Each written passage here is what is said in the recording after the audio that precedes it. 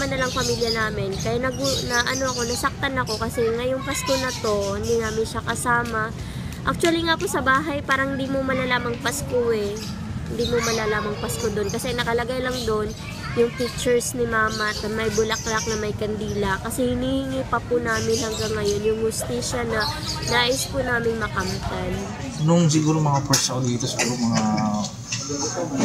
1 week to 2 weeks kasi nga active pa yung account ng Mrs. sa Facebook.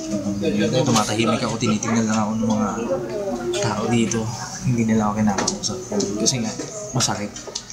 Tapos kapag nagkakaroon ng insidenteng sulit, minsan pupunta kami doon para mag-assist sa tao. Siyempre sabi nung boss ko sa akin na trabaho to. Alam ko mararamdaman ko yung nangyari sa misis ko pero trabaho to eh. Kailangan ko mag-professional ako sa gano'n. Tapos nakita ko yung Christmas party for Kentex. So parang masaya ako. Pero in the meantime, malungkot pa rin ako kasi hindi ko kasama yung mother ko. Nung nagsisimula na, syempre, nung una pa lang malungkot kami.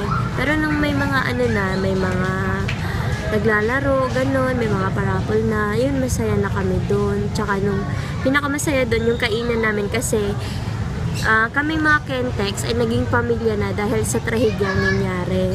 So, masaya ako doon nung nagkasalo-salo kami. Tuloy pa rin yung Pasko. Oo, syempre. Hindi mawawala yun kasi kasiyahan ng mga bata yun eh. Lalo-lalo na yung mga anak ko, diba? Hindi naman pwedeng hindi ko ituloy bakit wala yung nanay. Kailangan ko ituloy yun para sa akin.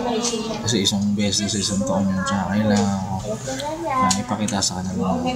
Kahit wala si mama, kaya ko.